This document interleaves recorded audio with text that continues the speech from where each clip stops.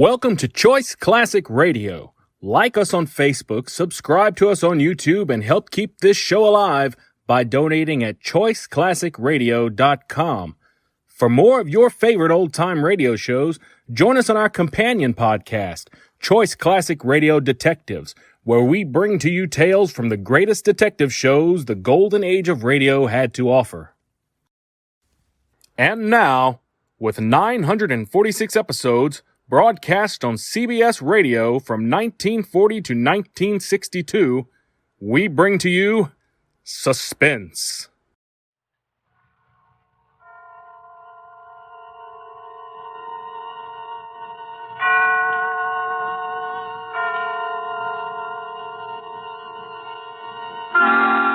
Suspense.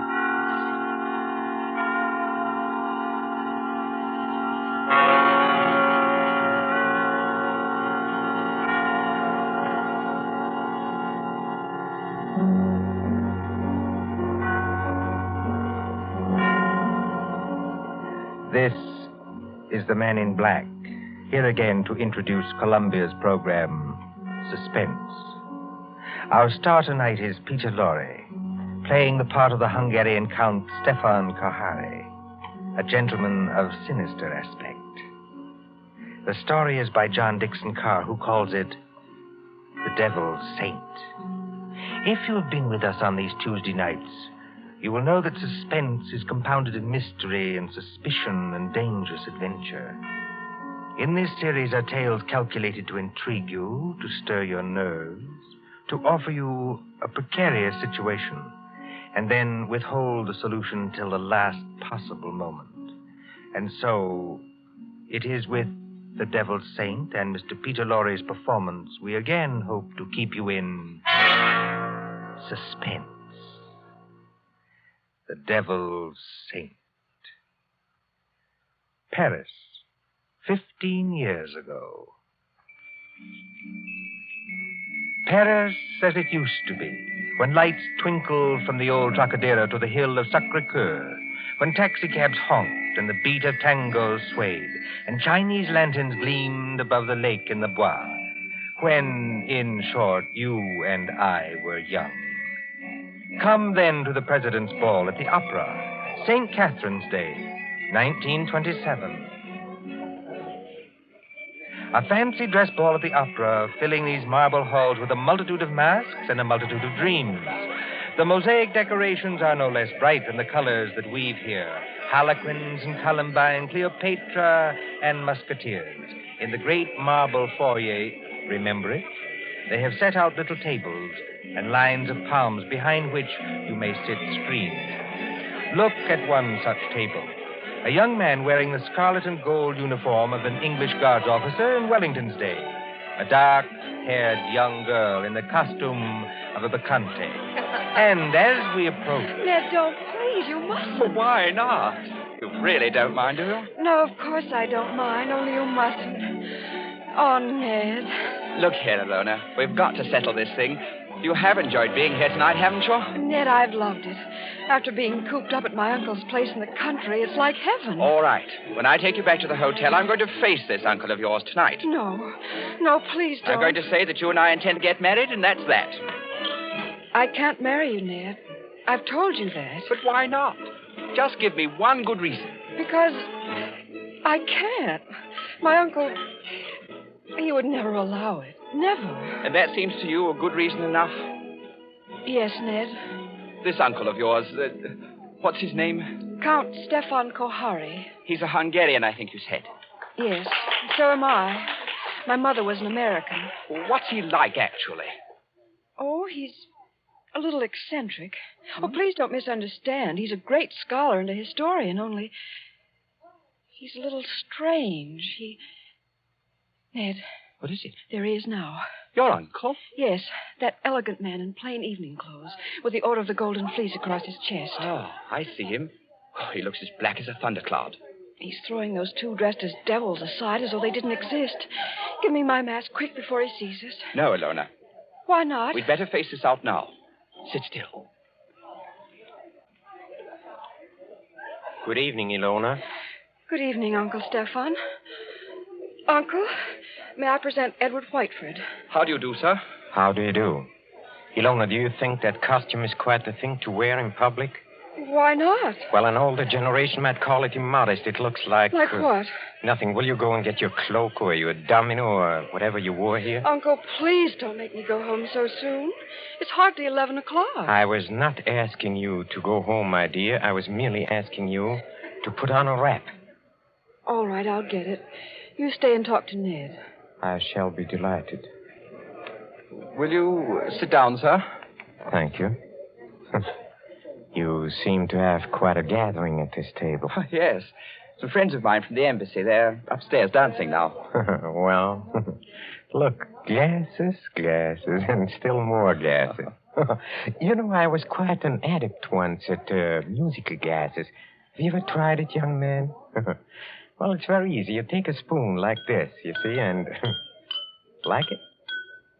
Oh, forgive me, sir, but there's something I'd like to ask you. Yes? I don't know exactly how to say this, so I'd better say it in the shortest way. I want to marry your niece. Well, look out, sir. You smashed one of the glasses. A few francs will pay for that. But there are other things of higher value. At least to me. Well, maybe I ought to mention first that my full name is Lord Edward Whiteford. My father's the Earl of Grey. Indeed.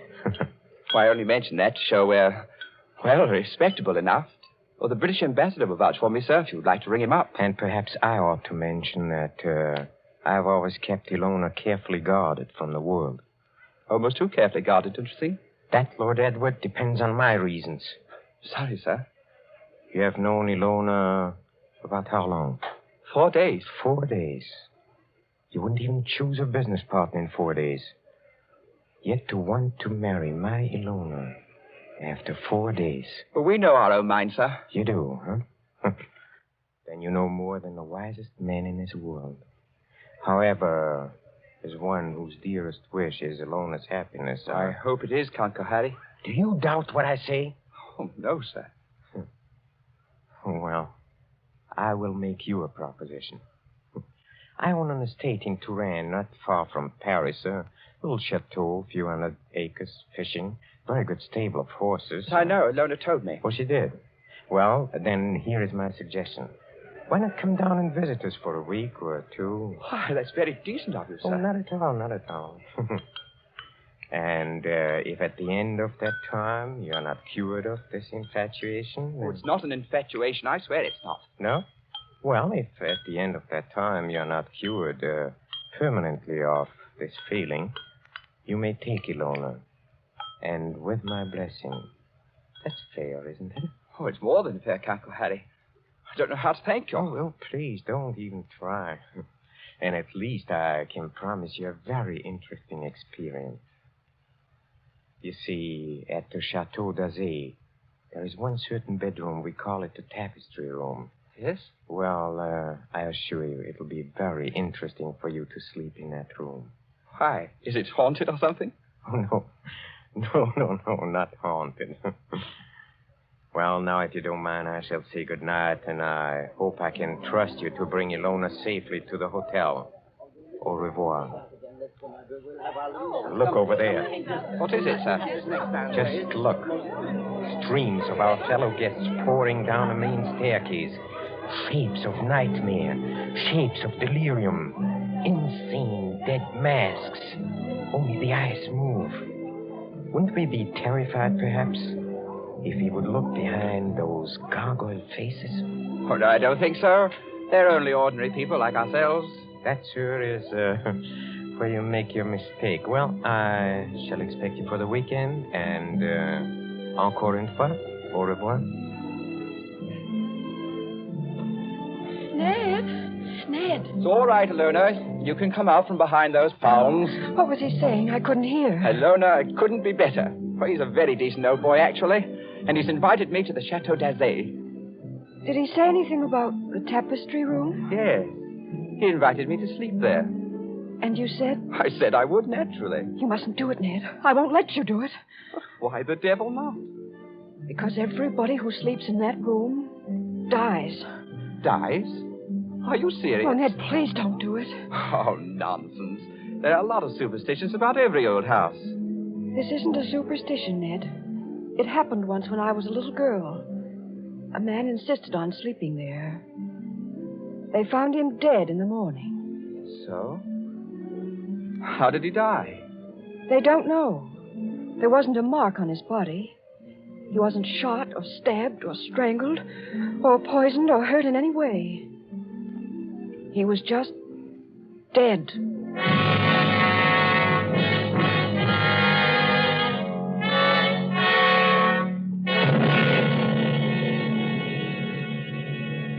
Two nights later, in the province of France now known as Indre-et-Loire, but once called Touraine, the ancient land beloved of Rabelais and Balzac. But now, as the wind moans down the valleys, and rain flickers across the apple trees, and thunder stirs in those haunted hills, it can bring little comfort to a young man driven in an ancient carriage from the railway station along snake-like roads. To what destination? Ahead, a lift of lightning shows the gray walls and conical slate-roofed towers of a chateau set some distance back from the road. Lights shine from its narrow windows, dimly seen through the rain as... Driver. Coachman. Oui, monsieur. Is that the Chateau d'Azay up ahead? Oui, monsieur. I will take you to the very door If what? Why do you cross yourself? if I am permitted. What should stop you? Only fear, monsieur. And I am not much afraid. What's that? Only the dogs, monsieur. They keep many dogs, large dogs, at the Chateau d'Azay. Well, here we are. Bonsoir, monsieur. And if I may be permitted a word of advice, Well? beware of the tapestry room.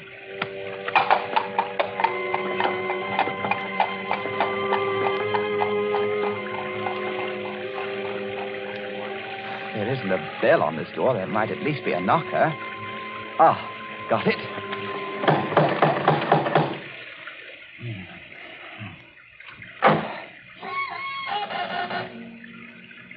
Et alors, monsieur? Vous cherchez? Je cherche le Château d'Azay et je... Perhaps it would be better if monsieur spoke English, yes? You are Lord Edward Whiteford. Yes. Monsieur is expected. Please to enter. Monsieur's hat and coat. Thank you. Ned. Hello, Ilona. Oh, Breath pas ma petite, votre uncle. Oh, you'd better not kiss me, Ned. Madame Flay says to look out for my uncle. Madame Flay is our housekeeper. Oh. Well, where's your uncle now? In the drawing room. He's playing the piano. Come along. Ilona, is anything wrong? Oh, everything's wrong. Two of my dogs were in horrible pain this afternoon. Dr. Solomon had to put them out with chloroform. You don't think... I hope nobody's practicing, that's all. Well, here we are. Oh, nice tiger skins on the floor. I say, who's the little old man with the gray beard sitting over there by the fire? That's Dr. Solomon. Oh, hasn't he funny-looking eyes? He watches and watches and watches. He's an old friend of the family. Shh, come along. Let's get this over with.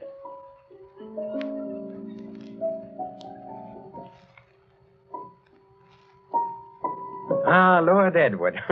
Well, I see my niece has anticipated me. Welcome to the Chateau d'Azay. Thank you, Count Harry. Oh, you must be very wet after your long drive.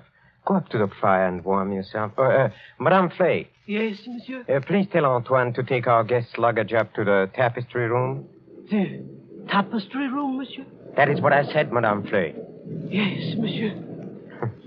By an odd coincidence, Lord Edward, Dr. Solomon and I were just discussing the fate of the last person who slept in a tapestry room. This is not good, my friend. This is against my advice. It's against his advice. Hear Dr. Solomon croaking. This is not good, I tell you. It is the wrong season of the moon. The wrong moon. But there is no moon tonight. It's raining cats and dogs. Don't talk about dogs. Nevertheless, it is the wrong season of the moon. I say no more. Cheerful blighter, that doctor. Don't do it, Ned. I won't be responsible if they make you do it. But look here, Count Harry. What did happen to the last bloke who slept in the tapestry You room? mustn't call him a bloke, sir. He was a very saintly gentleman. The Bishop of Tours. That was some time ago when Delona was only 15 years old, but surely she must remember it. I remember it. The church, said our bishop, has no use for superstitions. Well, he insisted on sleeping there. I made it as comfortable for him as possible, but he was found dead next morning with a crucifix still in his hand. Was it poison? There was no poison, monsieur. No. Here, Dr. Solomon. It's true, Ned. Well, there were just two very curious things. You see, in connection with that death, on a mantelpiece there was found burning a stick of incense. Just ordinary incense, nothing wrong with it. Yes, sir. And under the dressing table, the police found it was an empty jar of ointment. Now, here's your wits. A dead man, some burning incense, and an empty jar of ointment. What do you make of that? Oh, I don't make anything of it. It's crazy. Please do not speak like that. I'm sorry. It is still the wrong season of the moon. Well, what I really meant, sir, was this. Is there any reason for this story of death? Reason? Any legend attached to the room or anything like that? Yes, there is. Well, sir? Well, we are a very old family, Lord Edward. Old and perhaps accursed. When my ancestors moved from Hungary to France in the 17th century, they brought certain beliefs with them. The old religion. The old religion? Yes, the cult of Diana, the cult of Janus, the cult of freedom and fertility. The witch cult, if you prefer. Oh, now look here, sir. Must we talk about this? Well, you smile, but when I say the word witch, you think of some humorous picture on a Halloween's card. It was very different in the Middle Ages, believe me. Then, my friend, there existed an organized religion which rivaled the church. There were many to worship unashamed at the grand Sabbath. Many to receive all favors from Saturn, their master, and to dance forever, joyously in the red, flaming quadrants of hell. Some 200 years ago, an ancestress of mine, Katerina Kohari, was tortured to death in a tapestry room for professing the old religion. Many persons have not thought it safe to sleep there since. Are you answered? Oh, come, sir. This is some kind of elaborate joke, isn't it? Joke? The Bishop of Tours did not find it a joke. Not a mark on his body. I assure you as a physician, not a mark on his body. No, not a mark on his body. Here, Dr. Solomon. Yes, I hear him. Well, understand me, Lord Edward, there's no compulsion in this. If you do wish to sleep in that room, all right. If you don't ridiculous. wish... I'm not afraid to sleep there, sir. Well, I thought perhaps you wanted to change your mind. Oh, never. Would you like me to make a wager on that? What sort of wager? Well, if I spend the night in this famous room and come out of it alive... Yes? Will you give your consent to the marriage immediately? Tomorrow morning? Tomorrow morning? Why? Because I don't think the atmosphere of this house is good for a loner. What do you say? Will you do it?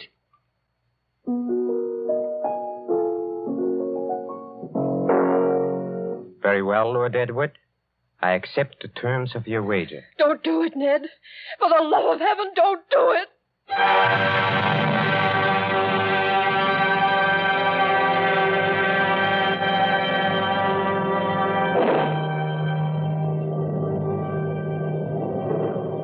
High up in the north tower of the Chateau d'Azay, under the conical slate roof, is the circular room hung with faded tapestries.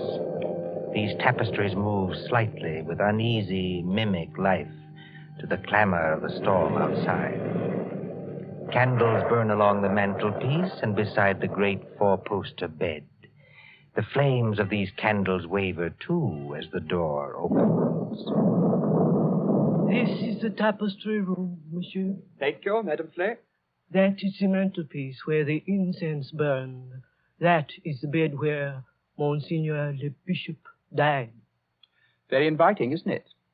Will there be anything else monsieur requires? Some sandwiches? A decanter of whiskey? Oh, no, thanks. I had a drink with the Count Cohari before I came upstairs. Bien, monsieur.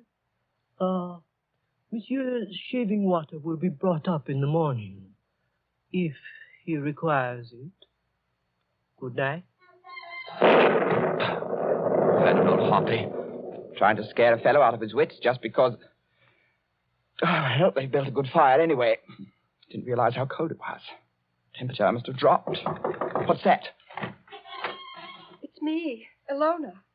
May I come in? No, Ilona. Get out of here. That's not very gallant of you. No, I mean, I don't want you exposed to whatever it is. Ned, listen.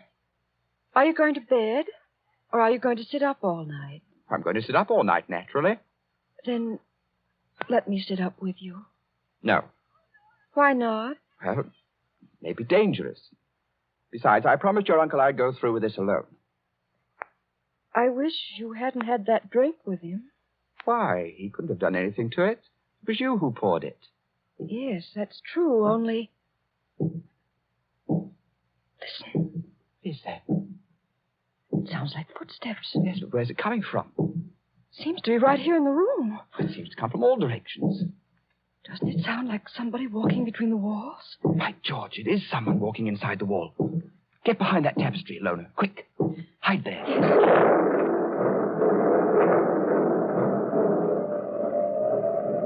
Count Cohari, where did you come from? Oh, forgive me, Lord Edward, for seeming to appear out of the wall and between the tapestries. Like Mephisto appearing to Faust, huh? And this red dressing gown perhaps adds to the effect, too. How'd you get here? A passage between the walls? Yes, exactly. Little device my ancestors for visiting this room. You know, they invented that when its occupant was so unmannerly as to bolt the door. Door's not bolted. You could have walked straight in. But I couldn't have done it unobserved. No. Maybe not. Have you had any other visitors, Lord Edward? No. Are you quite sure of that? Quite sure. Well, then, since nobody saw me come here, I'll just sit down by the fire. Please sit opposite me. Is this the showdown, sir? I don't understand. Well, there's got to be a showdown between us. Is that why you're here? Oh, I'm here, young man, to explain certain things to you. Will you have a cigarette? Thank you. Oh, they're perfectly all right. That is what you're afraid of? I'll have one, yes. A light? Thank you. Well, when I was discussing the witch cult a while ago, you didn't appear to think I meant what I said. Do you want a perfectly frank answer to that? Yes? I think you're mad enough to mean anything. What you say, in a sense, is quite true. Seeing an old and inbred family like ours, the mind can crack and the fantasies of witchcraft become as real, well, more real than the living world. Let me give you an example. Go on. The saucer on a table beside you is Ming porcelain. It was once owned by Katerina Cohari, a martyr of the old religion. Yet you are using it as an ashtray. Oh, I beg the witch lady's pardon. I'll blow off the ash. Well, that's a very dangerous remark, sir. Don't you understand that the worship of evil can be as strong and compelling as the worship of good? That the devil can have his saints, too? That to a sick brain which knows but can't help itself, you have profaned this room merely by entering it. And therefore, you deserve to die. Like the Bishop of Tours? Exactly. You're not going to tell me the devil killed him? The devil's agent may be flesh and blood. Then it was murder. Oh, of course it was murder. Murder so cunningly contrived that no one ever saw through it. Go on. I asked you before to use your wits on this problem. Well, look, incense was burned in this room. You know why? Suppose you tell me. Well, obviously, I think to conceal something else, which would be too easily noticed. To conceal what? For instance, the smell of chloroform. Chloroform? Yes. A drug not very well understood by laymen. Dr. Solomon, by the way, was using chloroform this afternoon to dispose of some dogs. So I've heard. Well, Dr. Solomon is old and very forgetful. You mean Chloroform could be stolen. Oh, yes, it could be easily. Now, suppose I take a pad saturated with chloroform. I place it over the mouth and nostrils of a man already sleeping or drugged so that he gets no air. Wait a minute. That won't do. Why not? Chloroform burns and blisters when it touches the skin. You'd leave marks. Oh, not at all, my friend. Not at all. If I first covered the mouth and nostrils with some substance like... Ointment. Yes. Now you're waking up. Hi. Now observe what follows. In a few seconds, unconsciousness. In 2 minutes or 3 minutes, death. Certain death, yes. Oh, but chloroform, you see. It evaporates very quickly. There's no trace in the stomach since nothing has been swallowed. Well, delay your post-mortem for 24 hours. Very easy matter in these country districts, and no trace remains in the blood. Murder without a mark, Lord Edward. Murder without a mark. You can't do it, Count Kohani. There's one thing you're forgetting. What is that? I'm not sleeping and I'm not drugged. Oh, yes, you are. How? When? In the cigarette? No. In a drink you had with me. What was it? Morphine. And you've had enough to put 3 men to sleep. Ah. See, that's it. Well, try to get up. I'll do it. I'll do it. You see? You've knocked over the fire irons. You'd have been in the fire yourself if I hadn't caught you. Take your hands off me. Just as you please. If I could reach that bell pull. Well, but you can't. Well, better sit down again. You murdering lunatic. So that's how you killed the Bishop of Tours. And that's how you're going to kill me. Who, I? Well, you don't think I killed the Bishop of Tours? Didn't you? You fool. I'm not trying to kill you. I'm trying to save you. Dr. Solomon. Yes, monsieur. Well, come come in the room. Come out and be my witness. Yes, monsieur.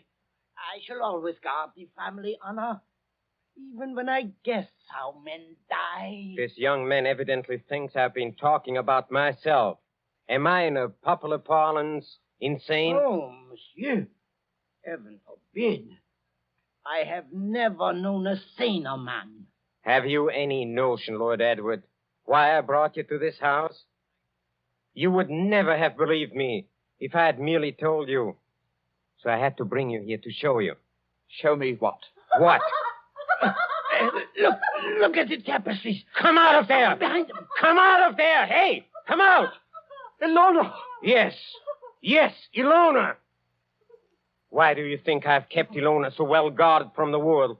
Why, at a fancy dress ball, for instance, did I object to the costume of a medieval witch, whose dogs were poisoned so that chloroform should be brought? Who poured the drink drugged with morphine? In the devil's name, what are you trying to tell me? It was Ilona. She's been helplessly, hopelessly insane for more than 10 years.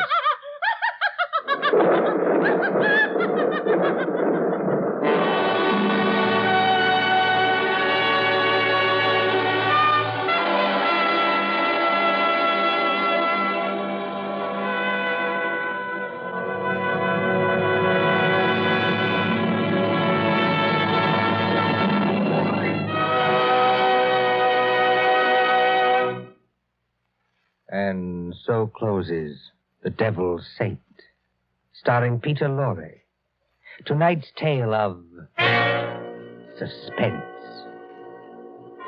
This is your narrator, the man in black, who conveys to you Columbia's invitation to spend this half hour in suspense with us again next Tuesday.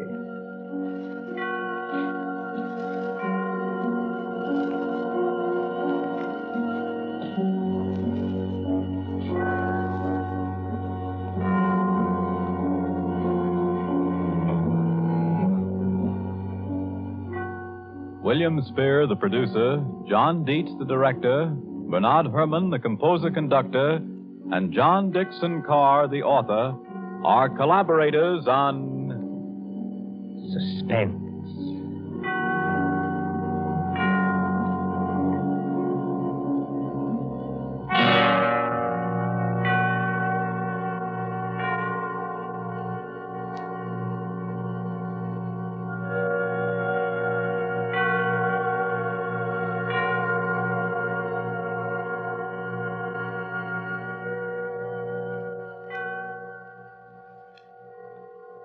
This is the Columbia Broadcasting System.